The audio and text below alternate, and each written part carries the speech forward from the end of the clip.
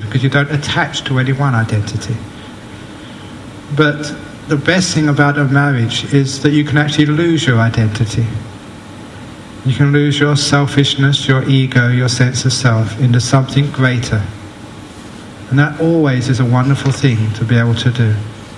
To let go of your ego, yourself, and just merge into us. So I think that's a very positive sociological and psychological thing to achieve. And you do get much more happiness the less you think of yourself. All religions agree on that, and certainly I know that from my own experience. The more I think of other people, the more I sacrifice myself for others, the happier I feel. Even today, just working all day, I get nothing out of this except a cup of tea and lots of happiness. You allow yourself to disappear, and us becomes a dominant feature. You'll find the more happiness you have, the more fulfillment you'll have in your life. So it's true what you say, your identity disappears. And it's a good thing it disappears. Does that make sense?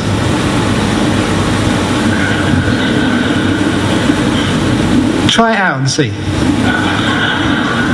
And come back afterwards and say, why did you tell me that for? I jump out. Okay, one final question. Okay, thank you. A kind of a personal question. I just wonder, it's rare to find a Westerner becoming a monk. I just wonder what the spark that prompted you to become a monk? That moment that provided the impetus for you to decide that you want to follow everything else in the world and become a monk. Well, I know that one lady came up to me and said, I know why you became a monk, Ajahn. Well, as a school teacher. And I was in this very fortunate position. I had a good career, I had all my education in line, I was healthy, but I was free as well.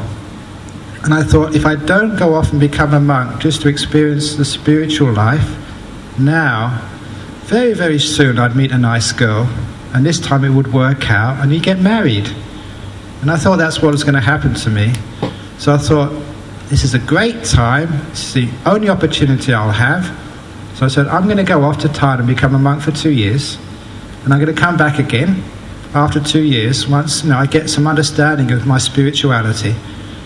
And then I'm going to go back to my job, or get another job, find a nice girl, and get married just like everybody else. That was my plan. Not work out. And even the school where I was teaching, I still know the headmaster of the school, which can change, which can adapt to time and to place. And I mentioned I've got a fluid identity. Now I'm a teacher, sitting in front of people. When I go back to my monastery, I can just be like a concrete worker.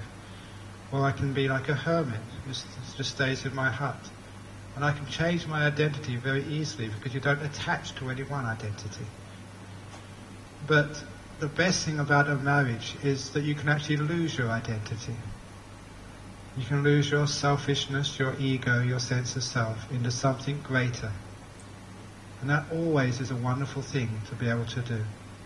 To let go of your ego, yourself, and just merge into us. So I think that's a very positive sociological and psychological thing to achieve. And you do get much more happiness the less you think of yourself.